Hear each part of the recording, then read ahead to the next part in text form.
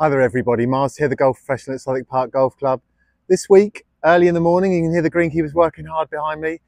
Tried to make this video yesterday, I was so busy on the course, couldn't find a bit of green, so I've turned up at 6:10 this morning to quickly do this before I start work. Don't often go on the putting green, as you well know, a bit of a nemesis of mine, so I should probably go on the putting green a lot more. Gone back to a short putter, so that'll probably make this video a little bit easier for people to understand. Swapped this one for one of my arm lock putters, going to the back from the dark side to the light side, I guess. Anyway, I wanted to speak to you all about distance control over long putts, which is something obviously you need to do potentially when you swap putters, and something you definitely need to do as you're playing golf every day. The distance control is initially the very first most important part. You need to be in and around the area for a longer putt all the time, so you're not three putting and not putting pressure on the shorter putts. So I've got a little bit of advice for you and a couple of good tips.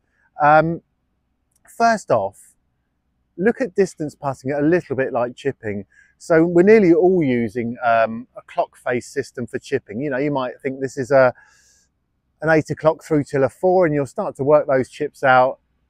Great.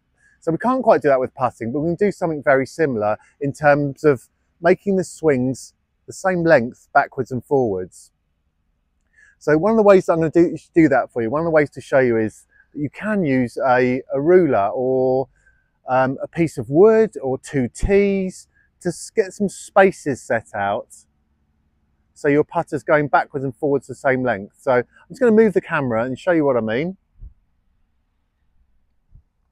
So on the ground here, I've set up a little ruler.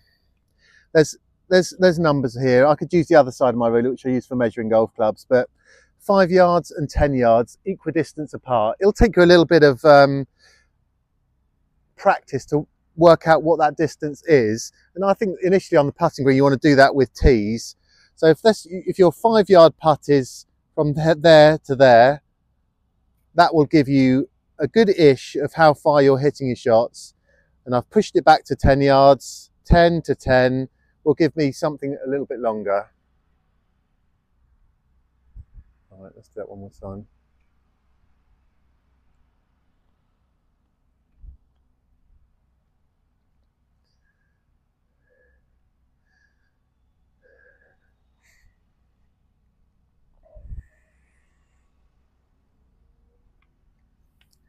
Okay, so what are the 2 dictators for distance control? Well, obviously it's swing length 1 and tempo 2. So you'll have to work on your tempo, but if the swings are the same length all the time, you will get that feeling of them being the same speed. If you're long and short decelerating, that'll be a problem, like chipping. If you're short and quick, that won't help either. So the tempo will have to be worked out a little bit by you, but you're humans, you have feel and touch, you'll soon work that out. So on this sort of grid system, there's 5 and 10s here, and you'll have to do this yourself. So let's say a 10 yard putt would be back to 10, through to 10. Say that's your 10 yard range. Now, you could use a ruler for a while, and also a ruler on the putting is always good for seeing how straight your path is. But you'll probably be doing that with tees now. So let's say you'll start to set them out in those spaces with the ball in the middle. And that will be doing something similar for you. 10 to 10, 12s, 13s, however accurate you want to be on how far you're bringing back and bringing through. And if you don't get the feel very quickly, set your grid up like this and then set up 1 behind. And you'll probably need 2 tees in front. And you'll have a little template to work to for a while of equidistant length swings coming back to one point and through to another. So that will really help you to do that. Now, let me just bring the camera back up again.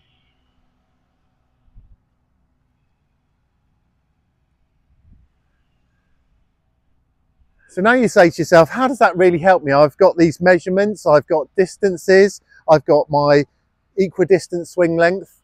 How can I equate that onto the course? And I want you to start to try and use the template of your feet, because that's your best guide of doing this system of controlling pace putts. So initially work out what is from toe to toe, and that will give you a good feeling of that sort of distance. And then you can go wider and shorter as you need to, keeping your stance width constant all the time.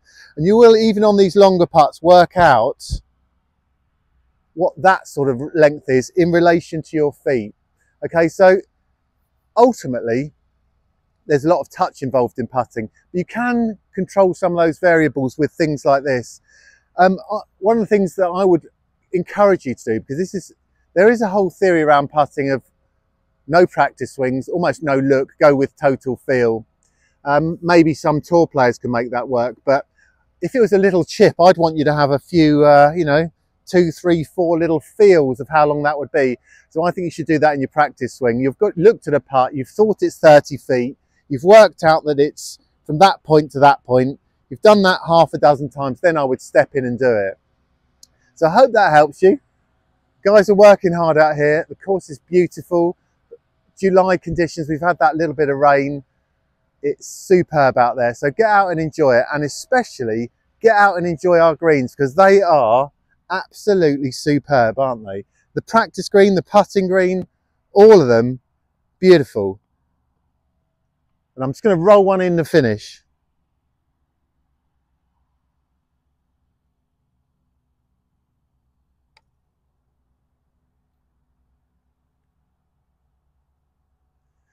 Not bad control of pace using my little system.